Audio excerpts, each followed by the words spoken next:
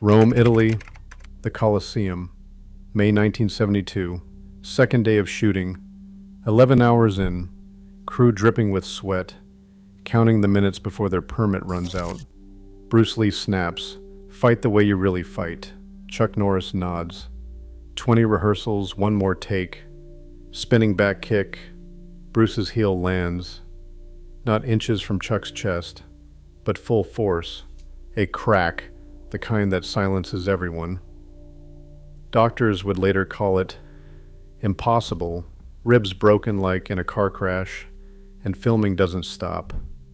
This is the moment a legendary fight scene became a brutal test of pain, loyalty, and the limits of being real. But how did an accident end up immortalized on film, and at what cost? Heat presses down on the Colosseum floor, 38 degrees Celsius, no shade, stone radiating back every bit of it. The crew wipes sweat from their brows, shirts sticking to their backs, lenses fogging between takes. The air smells of dust and old marble. Every minute counts. The location permit is a clock ticking down, and the Italian line producer keeps glancing at his watch. 11 hours in, nobody is talking about lunch. They are talking about overtime, about whether they will make it before the guards come to lock the gates. Bruce Lee stands in the center, shirtless, muscles tensed, eyes locked on Chuck Norris. He is not just the director here, he is the storm. "Again," Bruce calls out, voice sharp, echoing off ancient arches. "Fight the way you really fight." Choreography is more than a script. It is a negotiation between safety and spectacle, between two men who know how much a real kick can hurt. Chuck nods, jaw set, already feeling the ache from 20 rehearsals. He is heavier than usual, packed on pounds for the camera, but the sweat and the hours are wearing him down. The crew is running cables, shifting reflectors, trying to keep up. The Italian gaffer curses softly as a light blows in the heat. No one complains, not out loud. Everyone knows what is at stake. The fight has to look real, has to be real. Bruce's reputation, the film's budget, the pride of two champions. The call sheet lists this as the final day for the Colosseum permit. They are already into overtime, burning through lira as fast as they burn through film stock. Bruce signals for another take. Chuck squares his stance, ribs tight. There is no room for error. The next move is the spinning back kick. Everyone holds their breath. The world narrows to a single moment, and then action. 6 months before Rome, Chuck Norris picks up the phone in his Los Angeles dojo. It's Bruce Lee on the line. No small talk, just a direct invitation. "I want you for the Colosseum. No wires, no tricks, real fighting." Chuck doesn't hesitate. 4 years of sweat and bruises, of training together in cramped gyms and empty halls, have built something stronger than rivalry. They both know what it means to trust someone with your body, your reputation, when the cameras roll. Chuck asks only one thing. "Promise you'll make it a real fight, not a show." Bruce laughs, sharp and bright. "It's you and me. We go all the way." The pact is simple. Authenticity above all. No pulled punches, no staged falls, no cheap victories. If it hurts, it hurts. If it looks real, it is. That's the price for making history. In the months that follow, Chuck adds nearly 20 pounds to his frame, cheeseburgers, malts, endless reps, so he'll look like a true gladiator beside Bruce. They meet in the gym, trading blows, testing each other's limits. Sometimes they spar until the sweat pools on the mats, and the only sound is their breathing.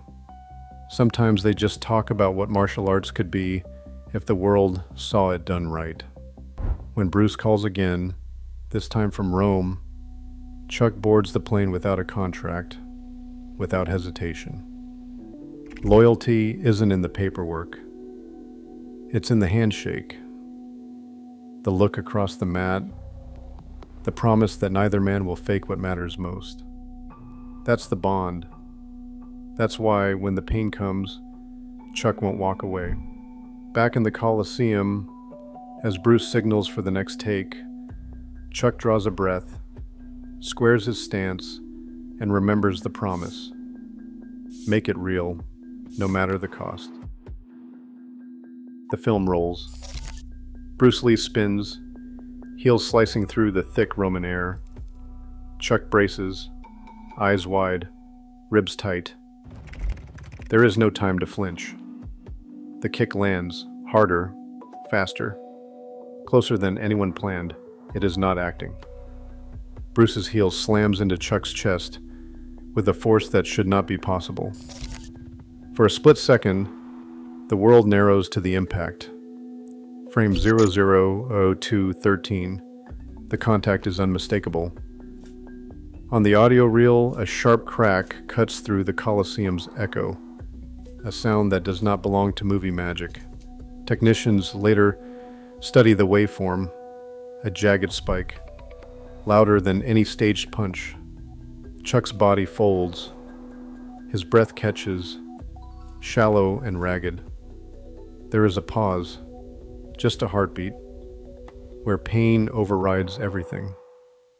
But the cameras keep running. Bruce's eyes flicker, just for a moment, with something close to regret. In that frozen instant, the promise of authenticity costs more than anyone expected. The take is not thrown out. It stays. That is the one they keep. There is no hiding what happened, not in the footage, not in the sound. The evidence is burned into the film, impossible to deny. Chuck does not call for a medic. He does not break character. What is left is the raw, unfiltered reality of two men pushing the limits, not for glory, but for the truth of the fight. A medic kneels beside Chuck on the ancient stones, clipboard in hand, sweat dripping down his temple. He presses gently along Chuck's ribcage. Chuck barely winces, but the medic does not need more. He mutters in Italian, "Costole rotte," broken ribs. The words hang in the hot air, heavier than the midday sun. Bruce crouches close, searching Chuck's face for the truth. The medic's recommendation is clear. Stop. No more fighting, no more takes. The risk is too high.